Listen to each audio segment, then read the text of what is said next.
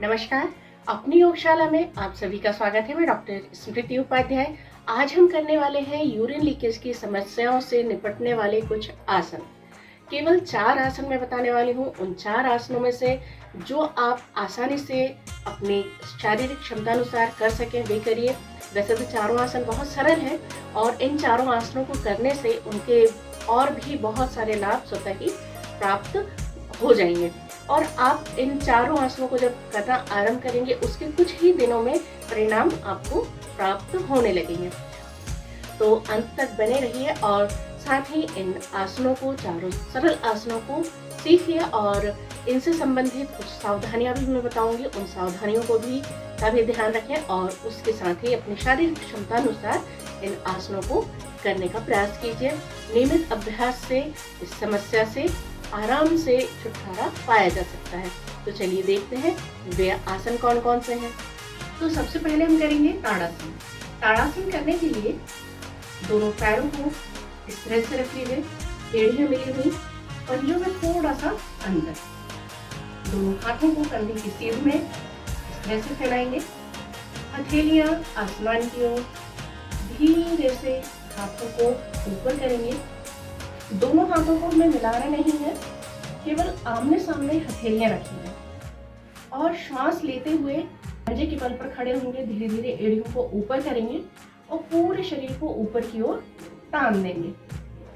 श्वास लेते हुए ऊपर शरीर को तानेंगे। जितनी देर श्वास रोक कर रुक सकते हैं रुकें और धीरे धीरे वापस आ जाएंगे। श्वास छोड़ते हुए वापस आना है इस तरह से।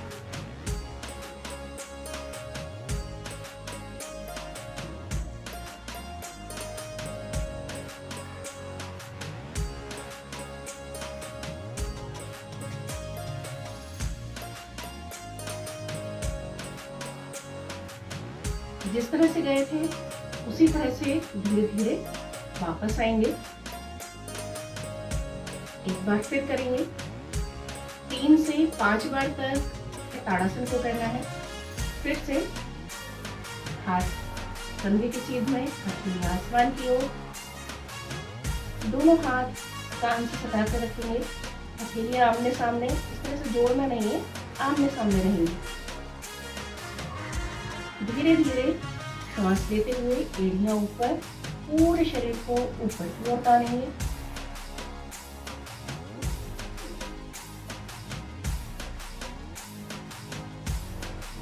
श्वास छोड़ते हुए धीरे से नीचे, इस तरह से बिल्कुल आराम से करें। तो इस आसन को 3 से 5 बार तक करेंगे। इसके बाद करेंगे हम मलासन। मलासन करने के लिए या तो हम 2 तरह से हम कर सकते हैं, या तो हम उत्कटासन करते हुए नीचे बैठेंगे या फिर हम डायरेक्ट बैठकर भी कर सकते हैं। तो उत्कटासन करने के लिए या तो हाथों को ऊपर करेंगे या सामने भी रख सकते हैं। दोनों तरह से रख सकते हैं। हाथों को ऊपर रखें, एड़ियों को ऊपर, जैसे हमने ताड़ासन किया था। ताड़ासन की स्थिति में ही धीरे धीरे हमें नीचे इस तरह से बैठते जाना है। इस तरह से बैठेंगे और घुटने के बल पर आ गए और दोनों हाथ घुटनों को इस तरह से रखेंगे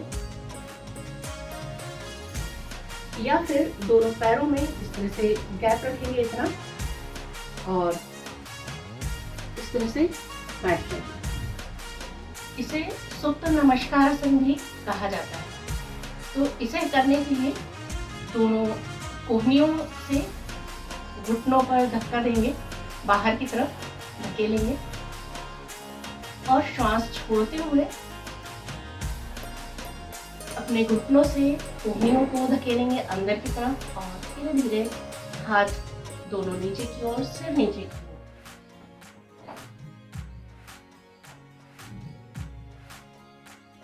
श्वास लेते हुए फिर कोहनियों से अपने घुटनों को बाहर की ओर धकेलेंगे, सिर ऊपर, पीठ बिल्कुल तनी हुई, रीढ़ की हड्डी हमारी एकदम सीधी होना चाहिए। श्वास छोड़ते हुए धीरे धीरे फिर से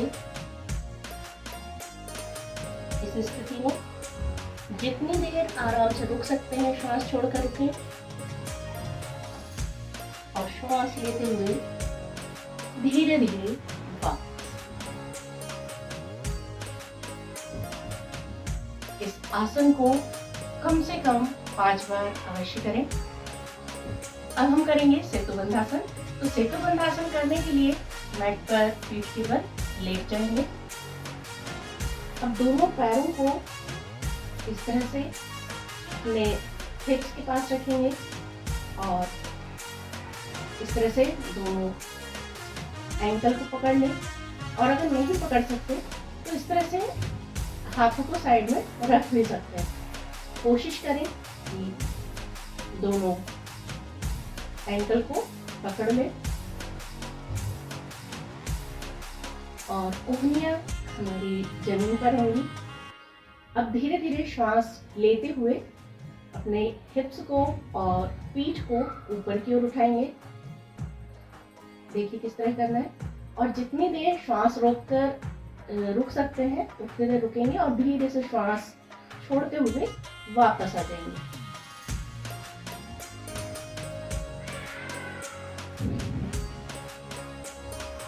इस तरह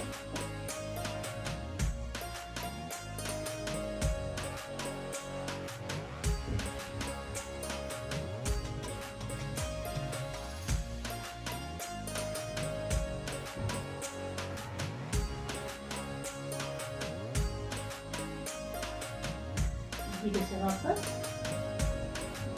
पैरों को सीधा कर लें। फिर से करेंगे।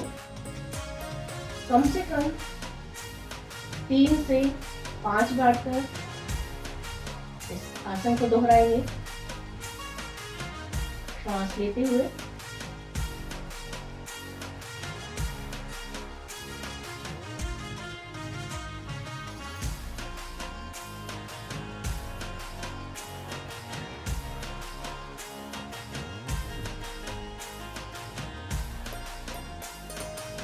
धीरे से वापस धीरे से पैरों को सीधा कर लेंगे। तो ये तीसरा आसन हुआ सेतुबंध आसन। इसके बाद विपरीत करणी आसन। विपरीत करणी आसन करने के लिए दोनों पैरों को मिला लें और धीरे धीरे इस तरह से ऊपर उठाएंगे।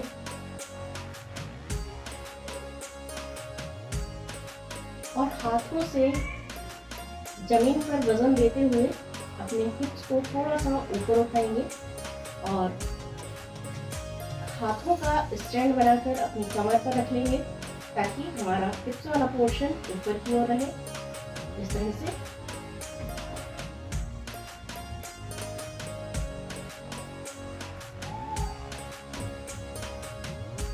जितनी देर आराम से रुक सकें रखें।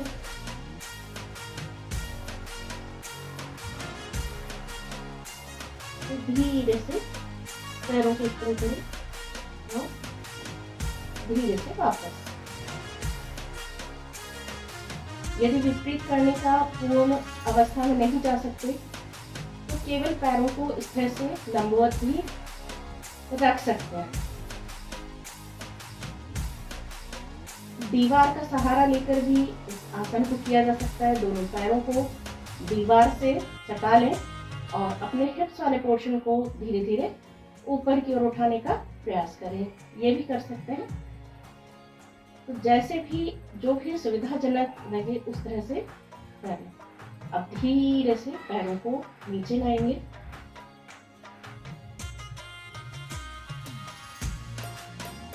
शवासन कर लें। दोनों पैरों को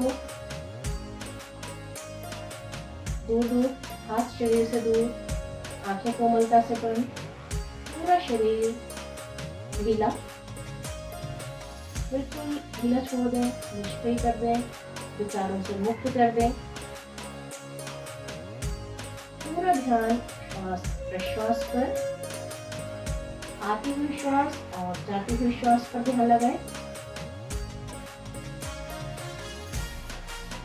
2 से लेकर 5 मिनट तक शवासन का अभ्यास करें।